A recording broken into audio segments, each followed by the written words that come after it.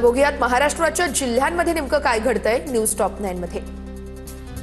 छत्रपती संभाजीनगरमध्ये टीएसची परीक्षा अचानक रद्द। टीसीएसची परीक्षा रद्द झाल्यानं गोंधळ। परीक्षा अचानक रद्द झाल्यानं चिकलठाणातील परीक्षा केंद्रांवरती विद्यार्थ्यांचा संताप। संध्याकाळी 5 ते 7 या वेळेत परीक्षा होणार होती। विद्यार्थ्यांचं परीक्षा केंद्रावरती ठिय्या आंदोलन। बीडच्या पाटोद्यातील मयूर अभयारण्यातील पाणवठे ओढे आणि तलाव कोरडे ठाक। मोरांसह इतर पशुपक्ष्यांचे जीव धोक्यामध्ये।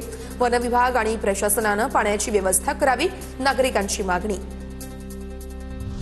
अकोल्याच्या मूर्तिजापूरमध्ये 12वीच्या परीक्षेदरम्यान विद्यार्थिनी बेशुद्ध पडली। विद्यार्थिनीने रुग्णालयात सोडवला गणिताचा पेपर। अहिल्यानगरच्या श्री मढी येथील यात्रा पुन्हा एकदा वादाच्या भोवऱ्यामध्ये।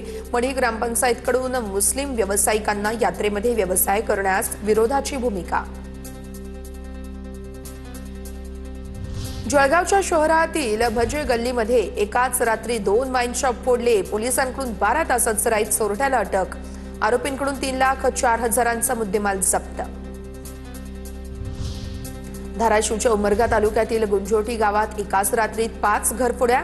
चोरट्यांनी गावामध्ये प्रवेश केला असा सीसीटीव्ही समोर। सीसीटीव्हीच्या आधारे चोरट्यांचा पोलिसांकडून शोध सुरू।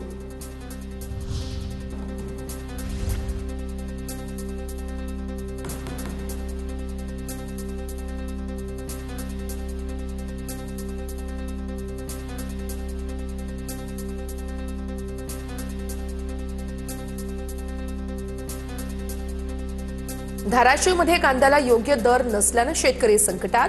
किरकोळ बाजारामध्ये कांद्याची 12 ते 13 रुपये किलोनं विक्री।